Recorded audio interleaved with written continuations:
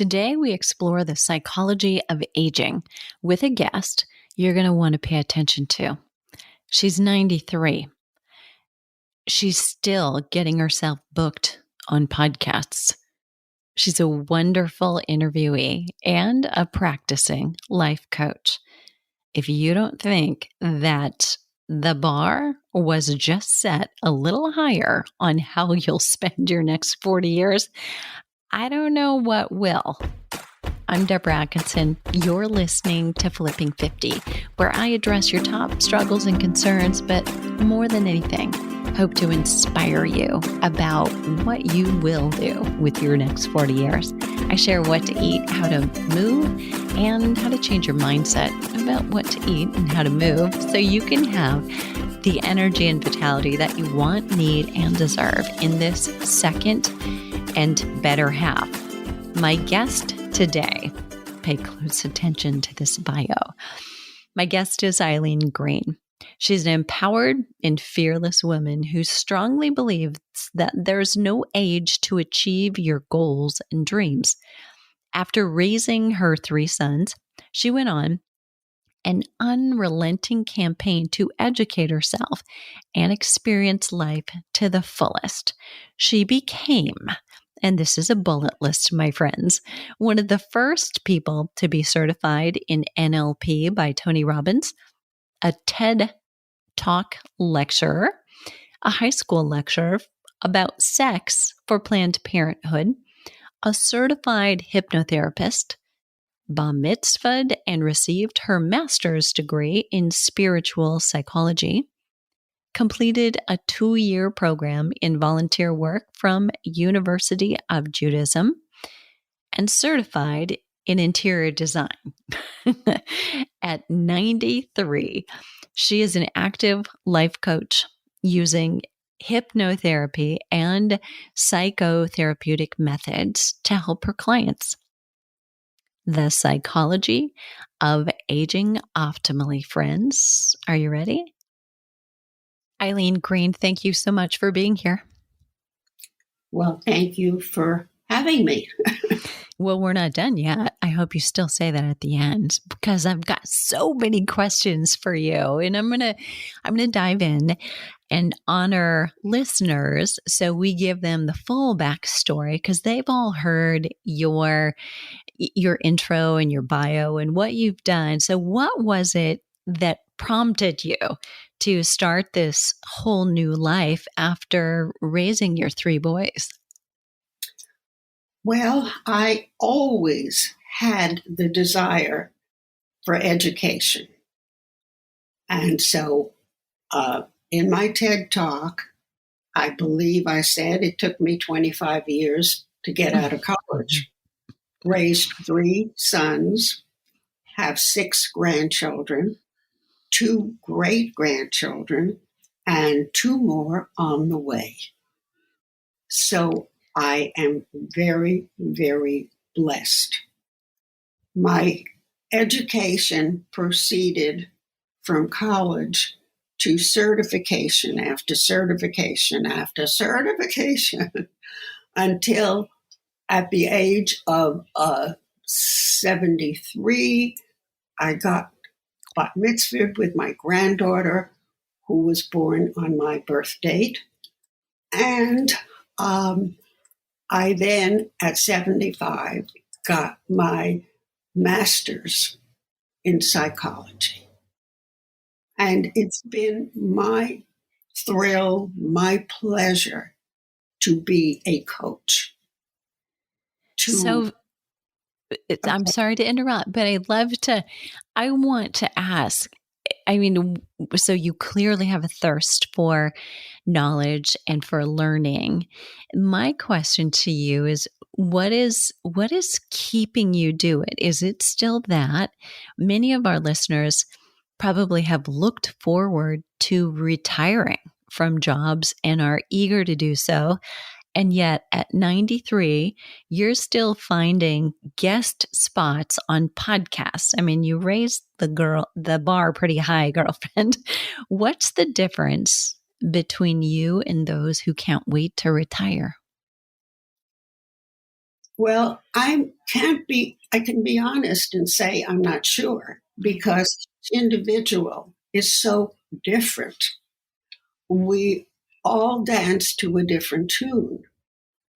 I give gratitude first thing in the morning for what I had and what I still have.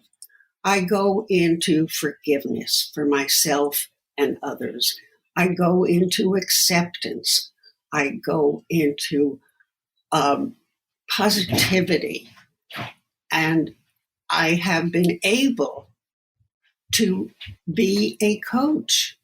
I am able to remedy headaches and sinuses. And just this morning, my housekeeper had hit her head against a door and she had this terrible pain. I got rid of her pain. That to me is such a blessing, and I want to pay back.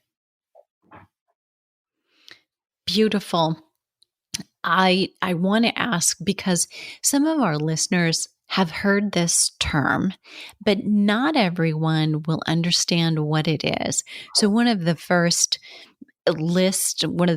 things in your list of accomplishments is being one of the first people to be certified by NLP by Tony Robbins. For our listeners, would you describe what is NLP? How does it work? Could you give an example? Well, it's neuro-linguistic programming. And we were able to walk on hot coals by having our mind tell us it was cool moss. Fascinating? Mm-hmm. Yes.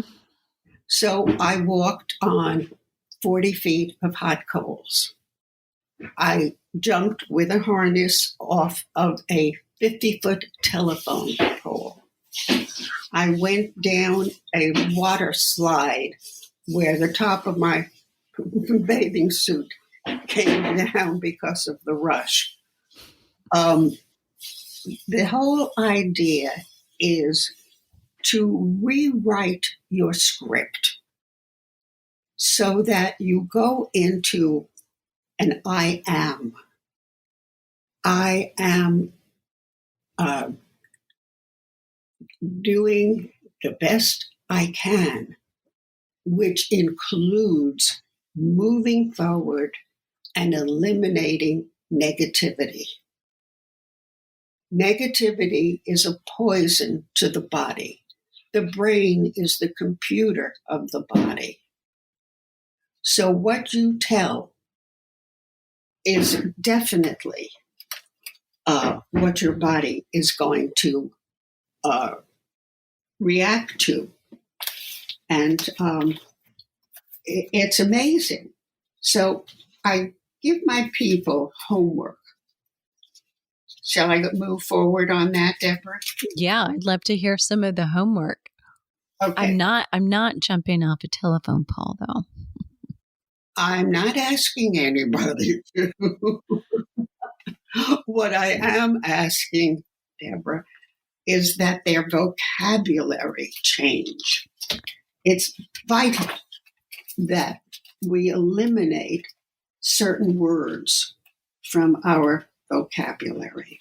Now, when you say try, it can very often allow for failure. So we need positivity. We need to be in an I am. I am. And you take a piece of paper, you put a heart in the center, and in the center of the heart, you put I am. And off of that, you take tangents. And you can think of all of the things that you want and put them in an I am. I am moving into positivity more and more and more.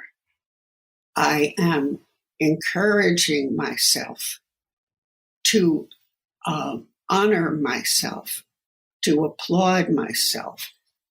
I am, and you put in whatever the I ams that you want. For me, I am happy that I am able to pay back. I am happy that my language consists of mostly positivity. When I do make a little mistake and something absolutely does not happen to hit me or something, I thank God for being on my team.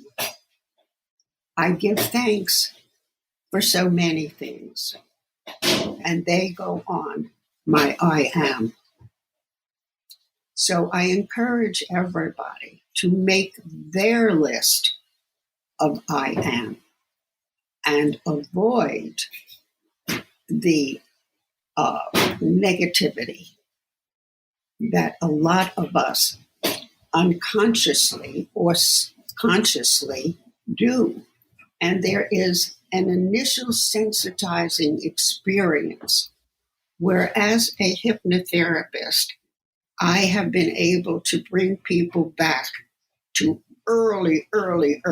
In fact, I brought somebody back to the embryo because no matter what I asked her, she couldn't see anything. It was just total darkness, total. And she could only hear her parents arguing. And her father was so mean. So she had an issue with men. And at that time, it was the beginning of my hypnotherapy career. And I sort of freaked out. We didn't have the internet the way it is today. So I dashed to the library.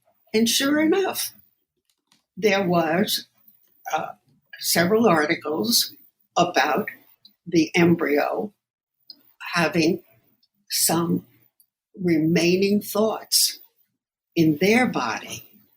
And so it validated my thinking. And also, if you recall now, mothers are told to sing to their embryos. Mothers are told to pat them, to tell them they love them.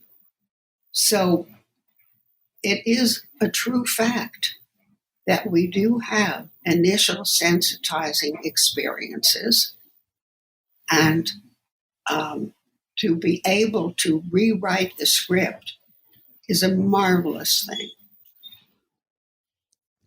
Who, Eileen, comes to you? Can you describe your clients, and what do they come to you wanting solved or resolved or different? Well, initially, before the COVID, I had people at my home.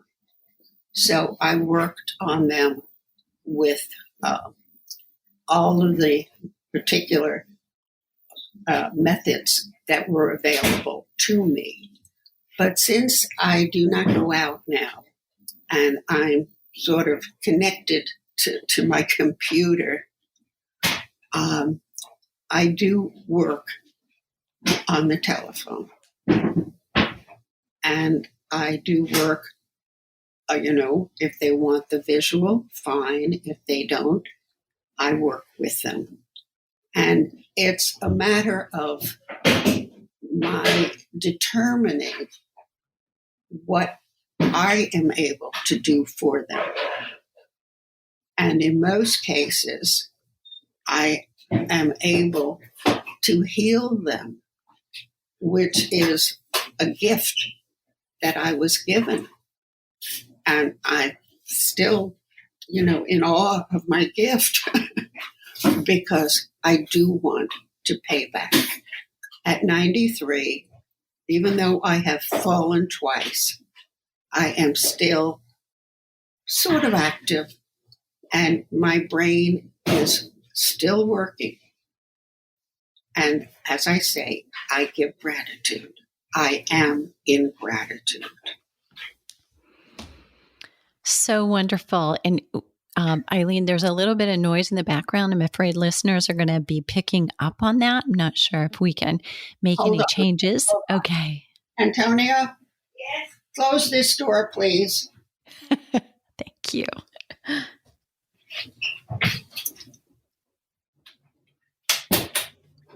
Is that better? Whoops. Is that better? So far, so good. Yes, Okay, Deborah, that's I'm great. sorry. No, that's okay. We can edit that right out. Not a problem. What do you suggest that they do to be healthier at any age when you're working with clients who maybe have that attitude? And I've watched your TED Talk, so I know what your main theme is. We're going to link to that for listeners as well. But for your attitude, it's never too late. What do you do when clients are maybe battling that? They're not quite there yet. What do you recommend that they do to be healthier Well, at any age? when I did the TED Talk, it was in the morning.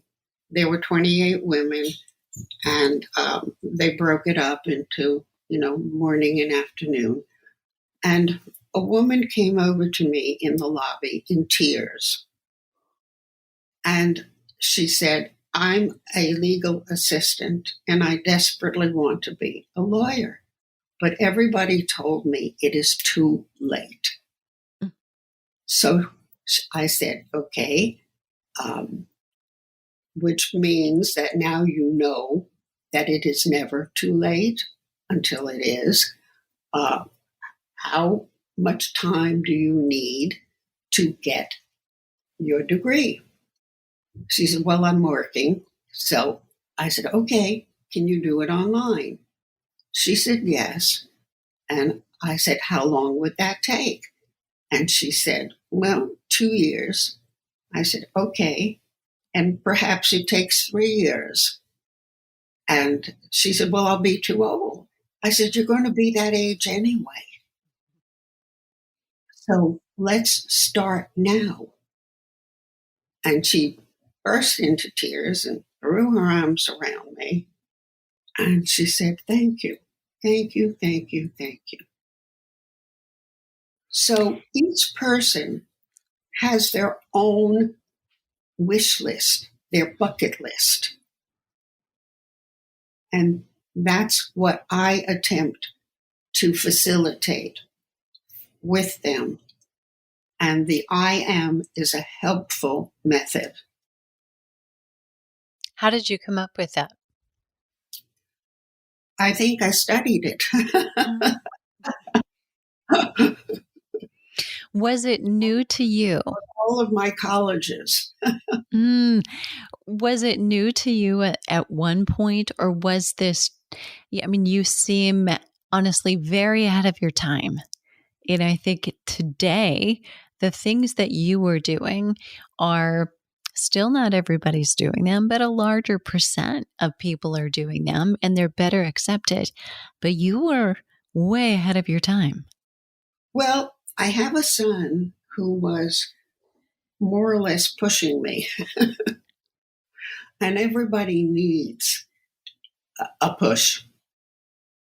Because if it's foreign material, they're reticent. When I was at Tony Robbins, I had to hitchhike. And I had a partner, but then we had to split up. So I was by myself hitchhiking from Palm Springs to LA, and then we were going to do a session at a school. Well, when my son Richard told my husband, he screamed, "She did what?" So I had the need to move forward. It was important for me. I raised the 3 boys. They're all doing fantastic. 2 of them were lawyers. 1 no longer is, but he has a huge following. And the 3 boys did not miss out on having a mother and a father. We worked it out. And in fact, my husband started the Boy Scout troop in our neighborhood.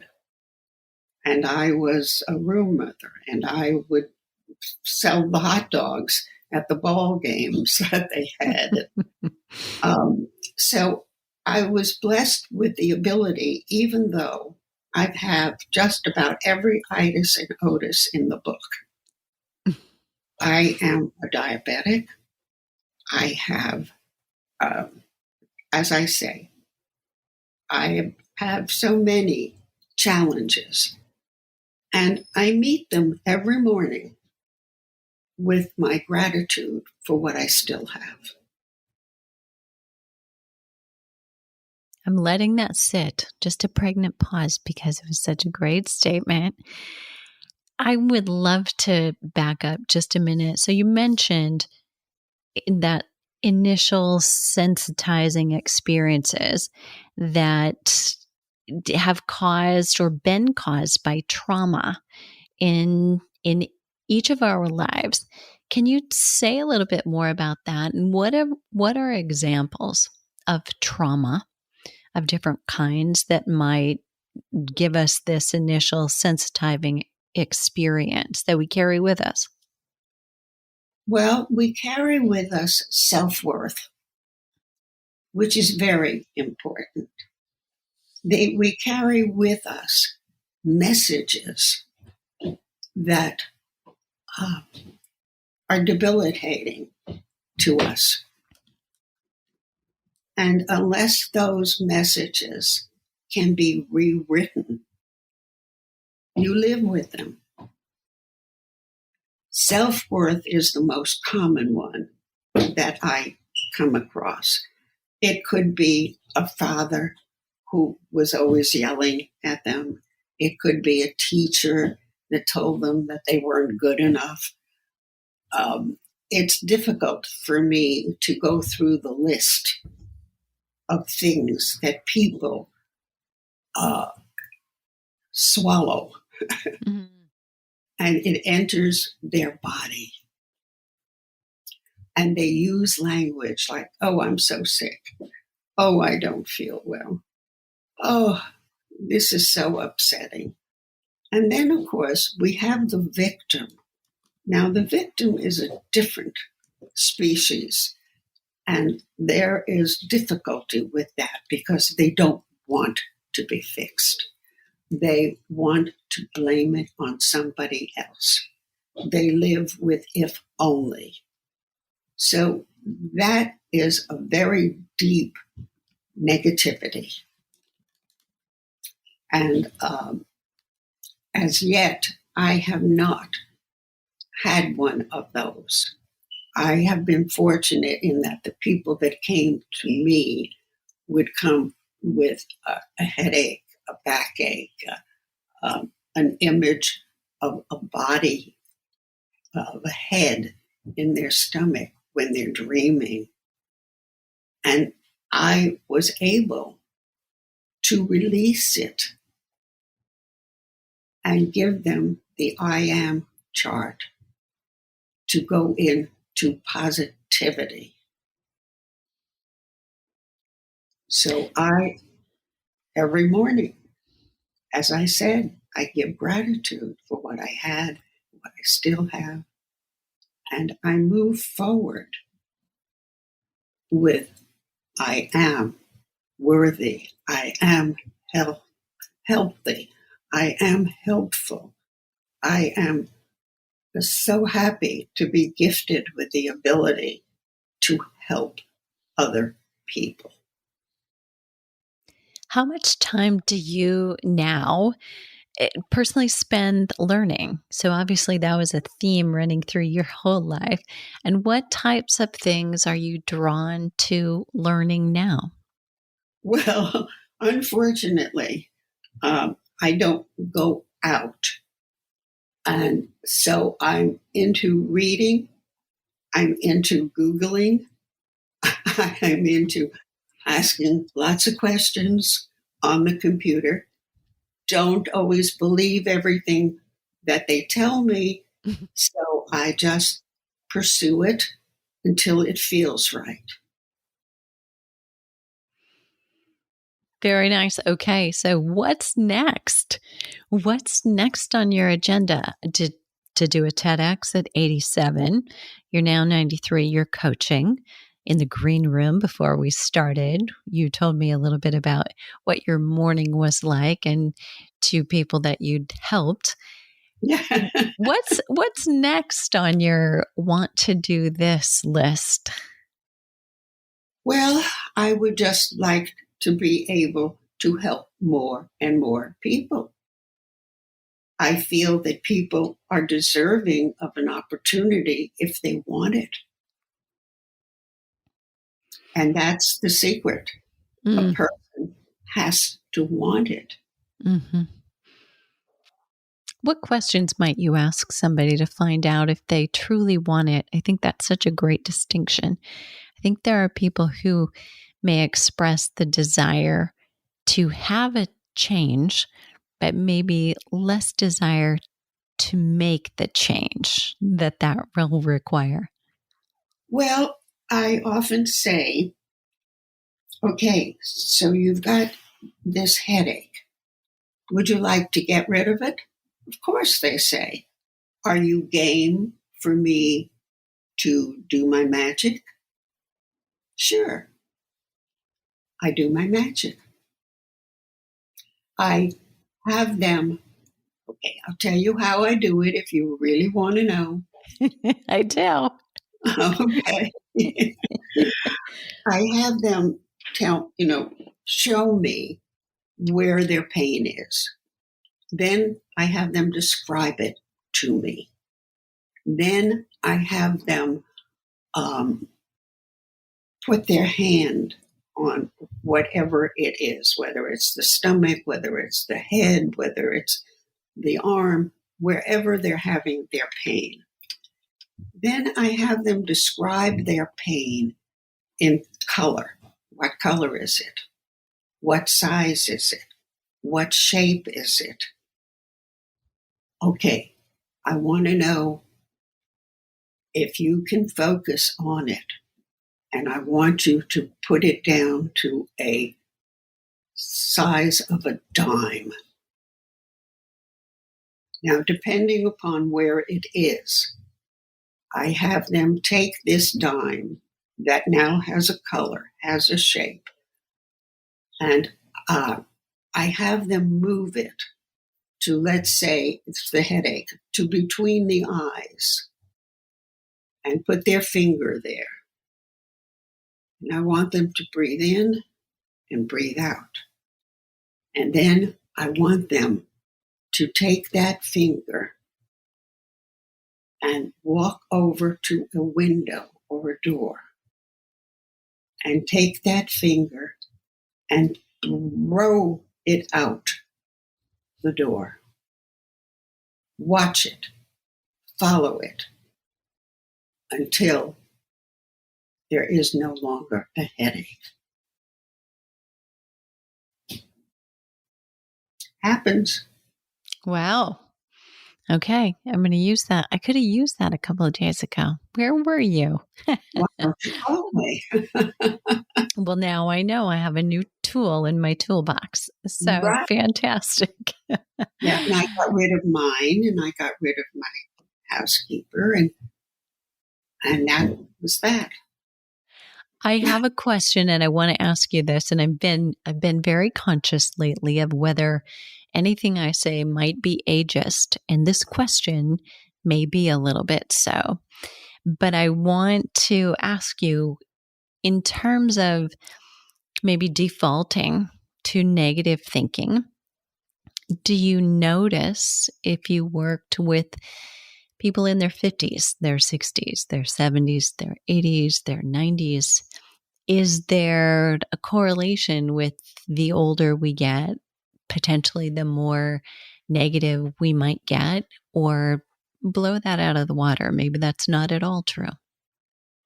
Each individual, Deborah, is so different. And I cannot say that the age makes any difference.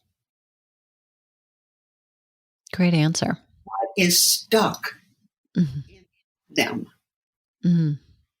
and their desire to improve. Now, as I say, if you reach a victim, you're hitting your head against a wall. The whole idea is they want to change.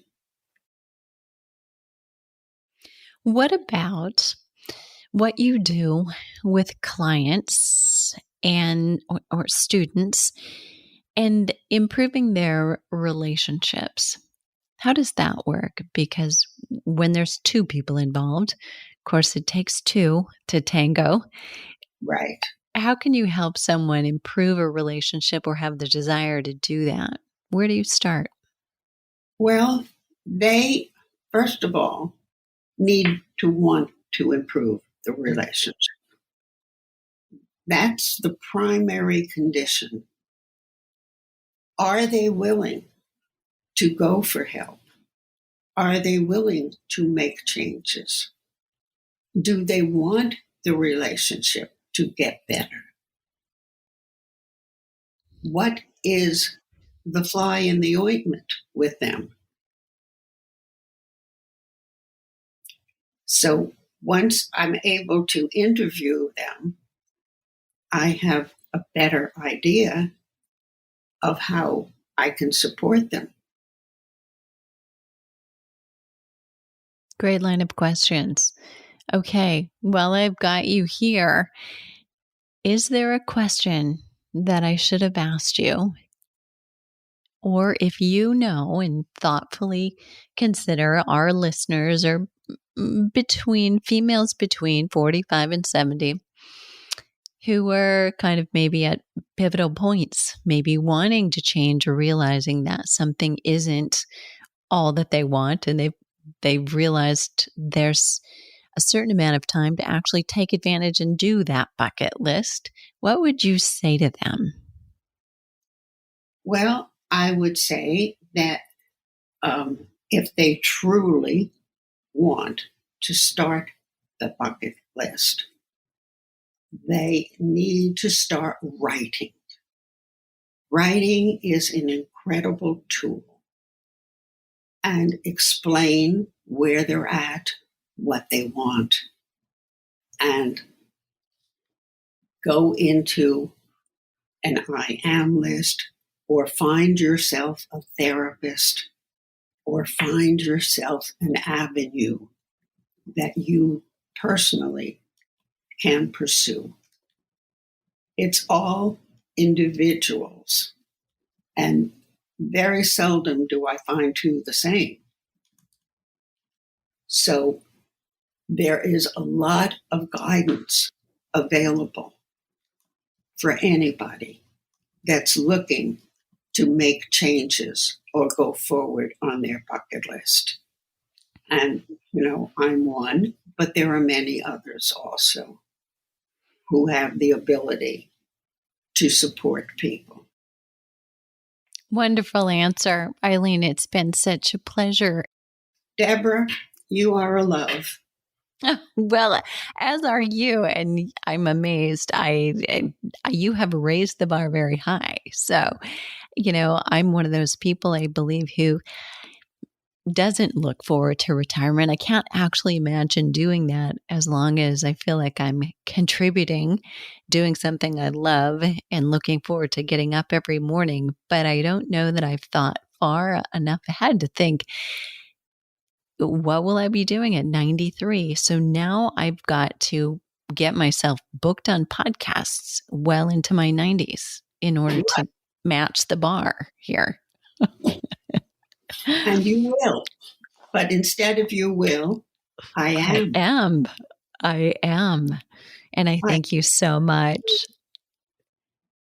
Enjoying what I do, and happily will continue forever. Listeners, we have a way to connect with Eileen at her Facebook page. We will put that link in the show notes. I am also going to put Eileen's TEDx talk link in the show notes, because if you haven't listened to it, you are absolutely going to want to. And those show notes will be at flipping50.com/psychology of aging. And what are you waiting for? Let's start flipping 50 today.